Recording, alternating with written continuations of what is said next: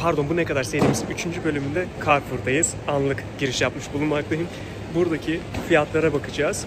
Aslında bunun ilk bölümünde Bedrock'ta yapmıştık. Yani buranın yerel marketi. Şimdi Carrefour'dayız. Büyük de bir Carrefour. Burada baktığımız ürünleri birçoğu Türkiye'de de mevcuttur. Aslında bildiğimiz gibi zaten Carrefour bir Fransız zinciri. Türkiye'de de Carrefour SA adı altında bulunmakta. Hadi başlayalım. Bu arada her yerde süslemişler. Sevgililer Günü'ne özel. Hadi başlayalım.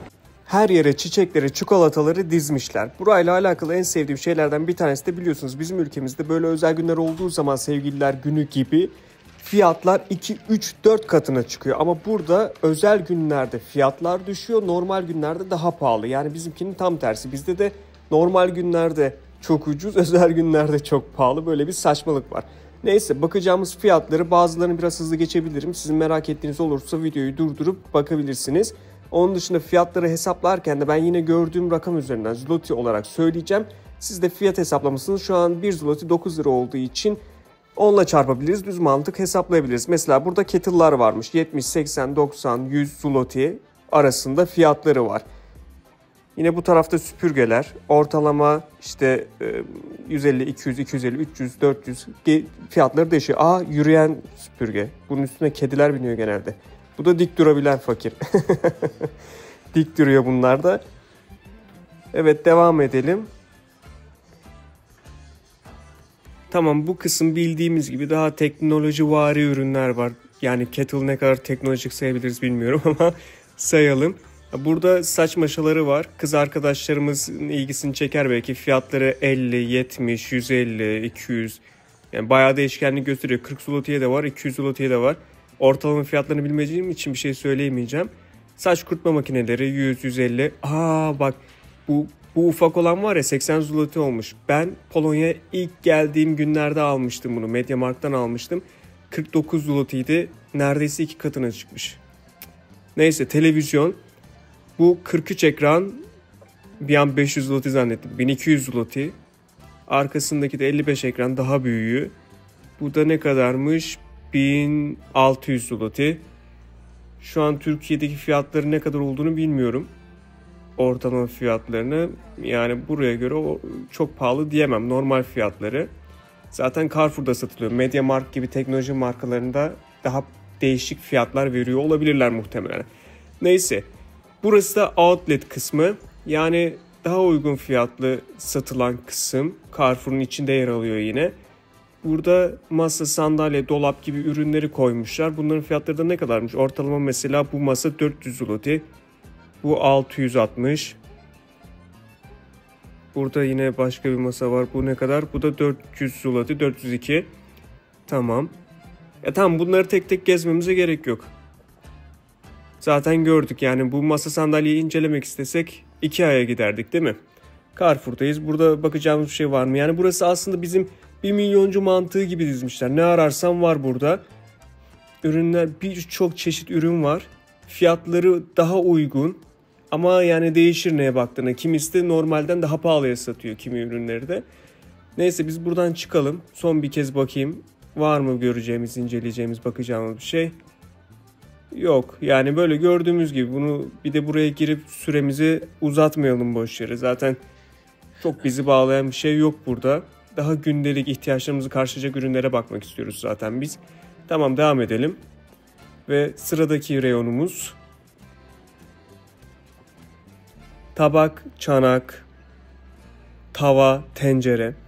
Bir de bu tarz ürünlere bakalım. Mesela burada bak bu soldaki var ya, soldakinden bende vardı. Daha önce alıp kullanmıştım. Daha sonra içi temizlensin falan diye sıcak su koydum. Plastikmiş, erittim. Sıcak dedim, kaynamış suydu. Hiç dikkat etmemiştim. Bu da bayağı iyiymiş. Dumbbell gibi duruyor. Ama işte bunların materyalleri hoşuma gitmiyor. Duruşu mükemmel. Gerçi cam olsa da çok ağır olur bunlar ama 32 zloty'ymiş. 300 lira diyelim biz buna. 300 lira verilir mi acaba ya? Ya işte bu plastik. Çünkü her gün bunu kullanıyorsun, içiyorsun sürekli. Plastik oluşu biraz canımı sıkıyor ama çok güzel duruyor. Neyse, şimdi 300 lira vermeyeyim ben buna. Ama bunu ben bunu hatırlayacağım. Bunu sonra bir hatırlarım tekrardan. Devam edelim.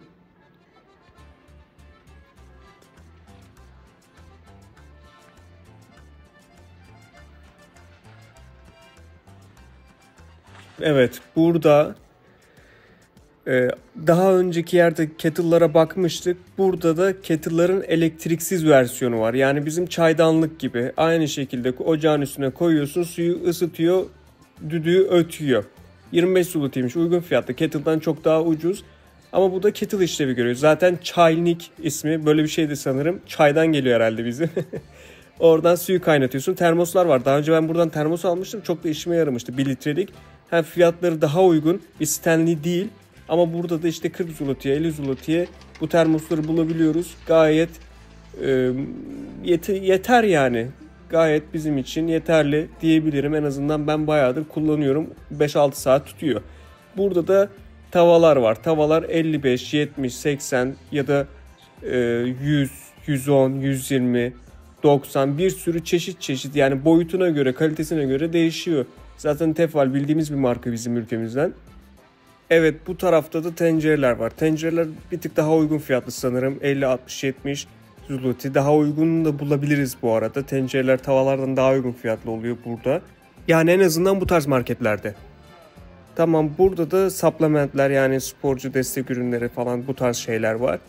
Bunları çok incelememize gerek yok. Decathlon'da bakardık. Burada valizler var. Valizler 140 küçük olan, 170 orta ve 199 büyük olan. Bunların kalitesi sorgulanır çünkü direkt valiz yerinden almıyorsun sonuçta. Devam edelim. Çöp poşetleri. Çöp poşetleri olmazsa olmasınız. Bunlar da tabii ki kaç litre yani ne kadar büyük küçük boyutuna göre değişkenlik gösteriyor. Ama ortalama 5-6 zloty'ye 3 aşağı 5 yukarı bulabiliriz. Bu da kalitesine göre ya da cinsine göre değişiyor. Kokulusu bile var. Bu tarafta da tabii ki diğer bir ihtiyacımız olan yumuşatıcıların fiyatları. Bunu Biedronka'da bakmıştık. Orada sanki bir tık daha pahalıydı buradan. Burada yine 15 zloty'ye falan bulabiliyoruz. Çamaşır makinesi kapsülleri var. Bunların da ortalama fiyatları gördüğüm kadarıyla 45 zloty civarı. Tamam. En çok ilgi çeken ikinci kategori. Meyve sebze. Salatalık 14 zloty. İkinci kategori dedim çünkü birincinin ne olduğunu maalesef hepimiz biliyoruz. Evet, bu kırmızı biberler 16, 18, 19 zloty civarı, rengine göre değişiyor. Yine burada salatalık var. Küçük domates. Bunların adını unuttum şimdi. Ne kadar? 10 zloty'ymiş sanırım. Evet, 10 zloty. Ya bizim Bilge var. Daha önce Erasmus'a gelmişti Krakow'a. Onunla beraber gelmiştik daha doğrusu. Tam yani kelimenin tam anlamıyla onunla beraber geldim. Aynı uçakta. O bayılıyordu bunlara yani. Tapıyordu ya. Polonya'nın küçük domatesi. Neyse. Havuç. Havucun da 3,69 kilosu. Bu ne bilmiyorum. Kıvırcık mı göbek de herhalde. Neyse devam edelim biz. Patates fiyatını göremedim. Nerede bunun fiyatı? Yok neyse soğan. Soğan 3,49. Soğan niye oraya koymuşlarsa diğerinin üstüne. Sebula soğan demek bu arada. Ha, patatesin fiyatı burada. Patatesin de 11 zloty. 11. Bu paket olarak satılan kaç? 8 mi? Bu paketten pakete değişiyor. Burada başka bir soğan çeşidi sanırım. O da 3 küsürdü. Tamam. Yine burada paketlenmiş tekli satılan salatalıklar.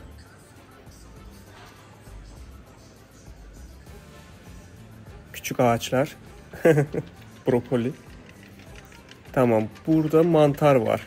Küçük paketlenmiş mantar bu. Bunun fiyatı da 3,99, 250 grammış. Ben pek yemiyorum mantar ama kimisi de hayranı. Yine burada işte açık seçenekleri var. Kendin istediğin kadar alıyorsun falan. Burada yeşillikler, göbekler falan, kıvırcıklar. Şimdi bunları da görünce 6 zloty'ymiş ama inanılmaz canım çiğ köfte çekti şimdi. Canım çekti, olsa da yesek ya. 7 zloty. Neyse belki sonra şunlardan bir tanesini alırım, eve giderken de çiğ köfte alırım bir restorandan bir yerden. Hapur hupur yeriz. Tamam. Bu taraf güzel renkler görüyorum burada. Portakal. Ama burası bio. Bio kısmında daha pahalı satarlar. Hiç bu taraflara girmeyelim biz. Biz bildiğimiz yerlerden devam edelim. Nar var burada. Nara baktığımız zaman Aha! Anlık like atak geçirdim yeniden. Evet, devam edelim. Burada ne var? Kavun mu bu? Bu da aha! This is Brazil. Buradan Dominic Toretto ve Adriana Lima'ya selamlarımızı iletelim ve devam edelim. Evet, burada üzüm. Üzüm var. Üzümler ne kadarmış? 18.99. Bayağı pahalıymış. Gerçi daha sezon değil sanırım, o yüzden bu kadar pahalı. Genelde de pahalı da 20 zloty ne? Ananas. Buradan Survivor izleyicilerine selam olsun. Gerçi o ananas değil de kokonattı. Kivi. Kivinin fiyatı 9. Bu 400 mü 9 acaba? Tanesi 2 zloty'ye denk geliyor o zaman. Avokado 6 zloty. Bir yazı görmüştüm. Adam kilosu 6 zannedip 1 kilo alıyor. Halbuki tanesi 6'ymış. Böyle bir hikaye. Muhtemelen de gerçektir. Ben de aynısını yapardım. Muz. Muzun kilosu 7 zloty. Mandalina. Aha! Atatürk'ün ilkelerini saymaya başlayacağım valla. Heyecandan. Tamam. Devam edelim. Burada elmalar var. Çeşit çeşit. Sarı, kırmızı, yeşil, mavi. Hangisini isterseniz ama benim tabii ki favorim. Bu yeşil ekşi olanlara bayılıyorum. Genelde bir tık daha pahalı oluyorlar ama çok hoşuma gidiyor tatları. Bunun fiyatı da ne kadar? 9 zloty mi? 8-9 zloty civarı. Tamam. Şimdi başka neresi eksik kaldı? Bu reyonda da özel ürünler. Daha tropik. Benim en sevdiğim de böğürtlendir ama böğürtlen yok sanırım burada. Şuraya 2-3 tane koymuşlar. Ne kadar fiyatı bunun? 18 zloty. 2-3 tanesine 18 zloty vereceğim. Neyse devam edelim. Burada yine portakallar. Greyfurtlar. Aha. Vallahi bu neymiş ya? Her yerde Türkiye'den gelen ürünler var. Bizim pazarlarda bu kadar yok. Bu arada portakalın da kilosu 7 zloty'ymiş. Yine burada başka mandalina var. Bu da Yunanistan'dan gelmiş. Bu da 10 zloty. Limon da 9-10 zloty civarı.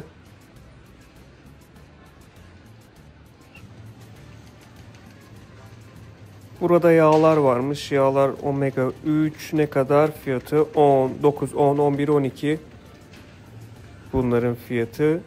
Devam ettiğimiz zaman yumurtaları görüyoruz. Yumurtalar yine Biedronka kanalına aynı herhalde. Fiyat benzer. 10 tanesi 10-11 zloty. 20 tanesi 20-21 zloty falan bu civarda yine. Benzer fiyatları seyrediyor.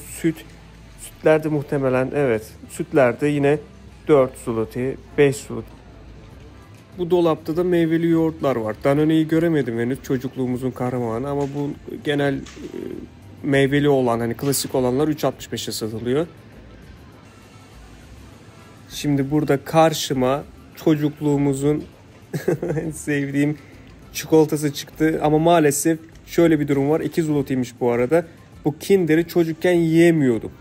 Yani birçoğumuz da muhtemelen yiyemiyorduk çünkü çok pahalı geliyordu bize. Şimdi o kadar pahalı gelmeyebilir çünkü diğer saçma sapan çikolatalar bile bundan daha pahalı. Ama o dönemler, yani benim hatırladığım kadarıyla çok pahalı geliyordu bu fiyatlar bize. 500 gram yoğurt 3.20, 1 kiloluk olanlarda 6 zloty, 8, 10, 12 diye değişkenlik gösterebiliyor. Öğrencinin dostu donmuş pizzalar 10, 11 zloty. Doktor Ötker zaten bunlar bizde de vardı sanırım, yanlış hatırlamıyorsam. Kebap diyor. Kebaplısı bile çıkmış pizzanın. Böyle bir şey olabilir mi ya? Tamam. Bu da diğer markalar var burada. Hepsinin bakmamıza gerek yok. Donmuş sebzeler, meyveler. Onlar da burada fiyatları yine 5, 6, 7, 8, 9 zloty diye değişkenlik gösterebiliyor. Çeşitten çeşite, markadan markaya. Tamam, burada da zeytinyağları. Bunun fiyatı 1 litresi 40 zlotiymiş. Burada farklı çeşit markalar ve özellikler olabiliyor zeytinyağının, biliyorsunuz farklı farklı çeşitleri oluyor. Zeytinde 18 zlotiymiş. Tamam, burada da sıvı yağ, çiçek yağı var. Ben bunu ilk geldiğim zamanlar alıyordum. 8 zloty falandı. Şu anda da 1 litresi 11 zlotiymiş. Yani makarna, Barilla makarna. Bu 4,5 civarı bir fiyatı var. Bu İtalyan bir ev arkadaşıyla kalmıştım. O sürekli bu markadan yiyordu. Ben de ondan görmüştüm ilk kez. Burada da tavuk göğüsleri var. Yani sanırım göğüs. Bunun kilosu 25 zlotiymiş. Bu da işte yarım kilo falan, 12,5 zloty civarı. Zaten burada paketlenmiş. Gramları da üstlerine yazıyor. 3 aşağı 5 yukarı yakın 400 gram 500 gram civarı gramajları ve fiyatları da işte 12,5. Ketçaplar 10, 11, 8, 9. Markadan markaya işte ne kadar büyük küçük değişkenlik gösterebiliyor. Hadi şu reyona bakalım. Hani kendimiz sipariş ettiğimiz kısma, paketlenmiş şey değil de. Burada da yine satılıyordu tavuk göğsü. Bunun fiyatı da bakayım ne kadarmış? 25 zloty. Aynı fiyatı denk geliyor. Yani orada paketlenmiş hazır olanı da alabiliriz. Burada kendimiz sipariş de verebiliriz ne kadar istiyorsak. Burada kıymalar var. Biedronka videosunda da görmüştük. Zaten bunların çeşitleri oluyor. İşte hindi kıyma, dana kıyma, domuz kıyma, her çeşit yapmışlar. Zaten bu ürünlerin üstlerine baktığınız zaman bu hayvanların fotoğraflarını da yerleştiriyorlar. Yani bakıp seçebilirsiniz aslında hangi hayvana ait olduğunu görerek. Burada çeşit çeşit ürünler var. Hepsi paketlenmiş. Hepsini zaten tek tek incelememize gerek yok. Biz direkt dana reyonuna bakalım. Hani böyle biftek tarzı. Bu ürünler ne kadar, nasıllar, kaç gram satılıyor diye. Burada paketlenmiş olarak görebiliriz direkt. Evet, burada en sevdiğim. Burada paketliler. Evet, mesela fiyatları yazıyor. Değişkenlik gösteriyor. Bir sürü çeşit var. Daha küçük gram olanlar bunlar. Bunların fiyatları 10, 9, 10, 11 bu civar. Bunun mesela kilosu 45 zlotiymiş. 200 gram. O yüzden 9,45 zloty'ye denk geliyormuş. Cipsler. Burada daha çok bizim bildiğimiz, tanıdığımız markalara bakmak istiyorum. Mesela Lay's. Bunun fiyatı 7,49 yazıyor. Genelde zaten Doritos 6,5. Pringles, bu bizde şu an satılmıyor sanırım. Bunun da fiyatı 11 zloty. Sanırım Biedronka'da da 10 zloty'ydi. Yani bu fiyatlarda. Çok fazla çeşit yok açıkçası. Genelde benzer şeyler. Bizim kraker var. 5,40 zloty. Bayağı büyük bir paketti ama. Cheetos. Cheetos'un fiyatı yani 4,5'a da var, 6,5'a da var. Paketten pakete, tattan tada değişkenlik gösteriyor sanırım bunlar. Tamam, devam edelim biz. Sıradaki yerimize bakalım hemen. Enerji içeceği Monster'lar. Fiyatı 5 zloty'ymiş. Ama bazı yerlerde 6-7'de değişiyor. Mesela Red Bull'un ne kadarmış? 8 zloty. Ufakları da 5,5. Bunların fiyatları bazı yerlerde inanılmaz pahalı oluyor. Bu da Tiger 4,35'miş. Bu da buranın 3. büyük enerji içeceği markası diyebilirim. Hani Monster ve Red Bull, bunlardan sonra gelen diğer bir marka. Lipton var, Ice Tea. Teneke olanlar 4,40, şişe olanlar da 5 zloty. 5 litrelik su 2,29. Evet. Ben 5 litrelik su içmek istemiyorum, küçük şişem olsun diyenler için de küçük şişenin fiyatı da 80'di sanırım. Aynen 79 groşe, yani 79 kuruş. Burada sarı kolamız, Fanta'mız var. 6 zloty, pahalıymış. Bunların fiyatları çok yüksek burada. Kolanın fiyatı da neredeyse 10 zloty. Bir de 2,5 litre de değil, 1,5 litre. Neyse, içecek kısmından çıkalım. Sıradaki bakacağımız alanımız ise birçok kişiyi mutlu edecek ya da mutsuz edebilir fiyatlar, bilmiyorum. Alkol kısmı. Ben bunu geçenlerde daha yeni görmüştüm. Bu herhalde kolayla işte viskinin birleşiminden yapılan bir şey. Değişik bir içecek. 11 zloty'ymiş. Neyse, devam. Bu alkol kısmında ben ürünleri tek tek okuyamam ya da şu ürün bu ürün hani Türkiye'de var yok kıyaslamasını yapamam. Çünkü alkolle aram yok. Yani bilmiyorum hangi ürün iyidir, hangisi kötüdür, hangisi Türkiye'de var, hangisi yok, hiç alakam yok, hiçbir bilgim yok. O yüzden ben bu kısımları biraz hızlı geçeceğim. Ben olsam mesela bunu içerdim.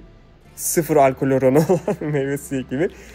Yani o yüzden bu kısımları biraz hızlı geçeceğim. Sizin ilginizi çeken bir şeyler varsa durdurursunuz, yakınlaştırırsınız, bakarsınız.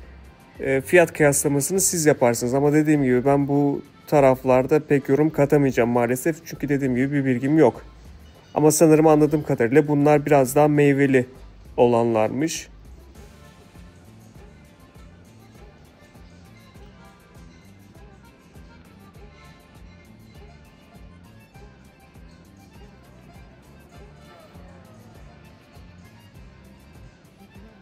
Burada gördüğünüz fiyatların mesela 15, 17, 18 olanlar dörtlü satılanlar anladığım kadarıyla. İşte 3, 3,5, 4, 4,5 bu fiyat gördüklerinizde tekli olan versiyonları olarak yazmışlar. Yani gördüğünüz fiyatları böyle düşünebilirsiniz. Tanesi 15 zloty değil 4 tanesi 15 zloty. Ya da o daha düşük gördüğünüz fiyatlar zaten tanesinden özgü. Tanesinden bahsediyor. Ya da işte böyle gördüğünüz kağıtlar indirim var. İşte 3 tane alırsan bir tanesi bedava gibi kampanyalardan bahsediyorlar aslında.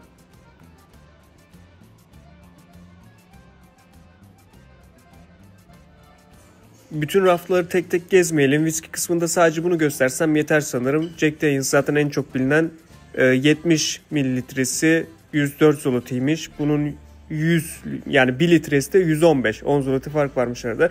1 litresi 115 zloty. Şarap kısmında da yine hızlı geçiyorum. Zaten siz fiyatları görüyorsunuz. Çok detaylara inmeye gerek yok. Fiyatları 20 zloty, 30, 40, 50, 60 çeşitten çeşide göre değişebiliyor. Hepsinin üstüne de bayrak koymuşlar nereden geldiğine dair. Acaba bizim Türk bayrağını burada da görebilir miyiz? Bilmiyorum. Daha önce ben Efes'i görmüştüm bireyi başka bir markette ama şarap hiçbir fikrim yok yani.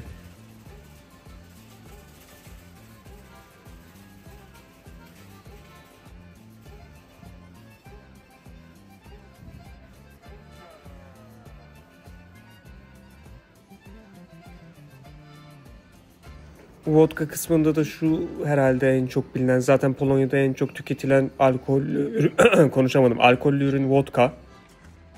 Çikolata kategorisinde de Milka'ya bakabiliriz. Geçen sefer de buna bakmıştık. Yine bu ne kadar? 6 zloty'ymiş, 7 zloty. Daha büyükleri 17 zloty, yani değişkenlik gösterebiliyor. Çikolata, chocolate. Chocolate deyince de aklıma şey geldi. Küçük bir anım var da neyse anlatmayayım şimdi. Ya da anlatayım, siz zaten ürünü ve fiyatı göreceksiniz. İstanbul Maltepe taraflarında bir tane adam kamyonetin arkasında fanusların içinde balıklar satıyordu. Ben bu adamla tanıştım. O dönem benim de balıklarım vardı, bilgim de vardı, ilgim de vardı. Adama bazı sorular sormaya başladım. Çünkü adam da hani böyle biliyormuş gibi herkese bayağı pahalıdan satıyordu balıkları. Cins şöyle böyle falan diye satıyordu. Sattığı balıklar Japon balığı. Bildiğimiz düz Japon balıklarıydı. Adam bunları öyle allıyor, böyle pallıyor ki abi diyorum bunun cinsi ne? Chocolate bunlar. Bunlar ölmez diyor. Ölümsüz. 20 sene yaşar bunlar diyor. Ulan chocolate diye balık cinsim var. Ciklet demek istese ciklet öyle değil. Yani bildiğin Japon balığını chocolate diye satıyordu adam. Chocolate. Böyle bir şey olamaz ya. Adamın adını da neyse Sergen diyelim şimdi. Lakabını koyduk. Chocolate Sergen. Evet, gördüğünüz gibi fiyatlar böyle. Kıyasladığımız zaman sizce arada büyük bir uçurum var mı? Yoksa benzer fiyatlar mı? Sanki bana benzer fiyatlar gibi geldi. Çok büyük bir fark göremedim. Ama siz fark ettiyseniz tabii ki yorumlarda yazabilirsiniz.